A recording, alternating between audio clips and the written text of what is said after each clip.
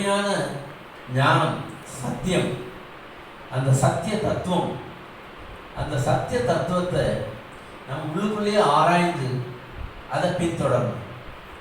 குரு சொல்லிக் கொடுத்தது அப்படியே நம்ம ஏற்றுக்க வேண்டிய அவசியமே இல்லை.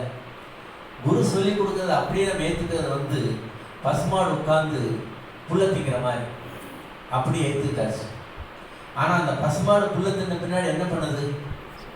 போய் மரத்துக்கடியில் உட்காந்துட்டு அந்த சின்ன புள்ளையெல்லாம் மறுபடியும் வாய்க்கு கொண்டு வந்து அதை நிதானமாக அரைச்சி அப்புறம் முழுங்குது. அப்படி அது நிதானமாக அரைச்சி முழுங்கலை அப்படின்னா நமக்கு அந்த பால் கிடைக்காது. ஸோ குரு சொன்னதையெல்லாம் நம்ம முழுங்கிடுறோம்.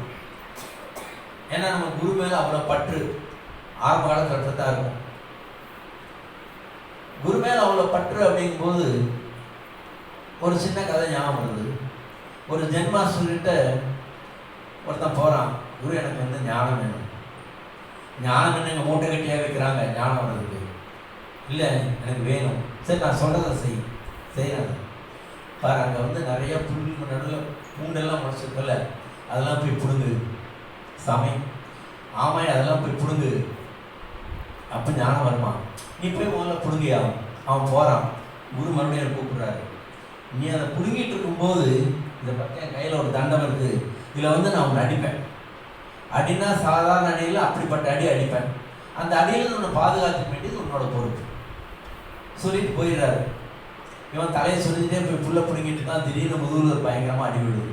எப்போ குரு அங்கே வந்தார், எப்போ அடிச்சாருன்னு தெரியாது. இது தொடர்ந்து நடந்தே இருக்கு. நாளாக அடிபட்டு உடம்பெல்லாம் புண்ணான அவனுக்கு உள் மனசில் ஒரு மின்னுது. அடுத்து குரு அவன் அடிக்க வரும்போது அந்த உணர்வில் அவன் திருப்பி குருவோட தண்டத்தை பிடிச்சிடுறான். அடி தன் மேலே படாமல் தடுத்துடுறான். ஒரு 5-6 தடவை அந்த மாதிரி தடுத்த பின்னாடி குரு அவனை கூப்பிட்டு சொல்கிறாரு, நீ கொஞ்சம் முன்னேறிட்ட, நாளையிலேருந்து உன்னை நான் இதில் அடிக்க மாட்டேன் அப்படின்னு சொல்லிட்டு அந்த தண்டத்திலேருந்து இப்படி உருவராக ஒரு கத்தி வெளியில் வருது. நாளையிலேருந்து நான் இதில் தான் அடிக்க போகிறேங்கிறார். குருவே இதில் அடித்தா நான் முடிஞ்சேன், அது எனக்கு தெரியாது. நீ ஆத்ம ஞானம் வேணும்னு இல்லை, இதுதான் உனக்கு டெஸ்ட். ஆனால் அந்த அடியிலிருந்து தப்பிச்ச அந்த வேகத்தில் குரு பக்கத்தில் கத்தியை ஓங்கிட்டு வந்தாலே இவனால் அதை உணர முடியுது. தடுத்துறான். முதல் ஒரு தடவை மட்டும் ஒரு சின்ன காயத்தில் தப்பிச்சுக்கிறான். அடுத்து எப்போ வந்தாலும் தடுத்துறான்.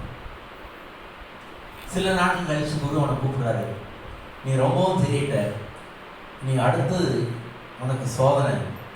நீ தூங்கிட்டு இருக்கும்போது இந்த கத்தி எடுத்து தான் நான் வெட்ட போகிறேன், அதுல நீ உன்னை தடுத்துப்போ பார்க்கலாம்.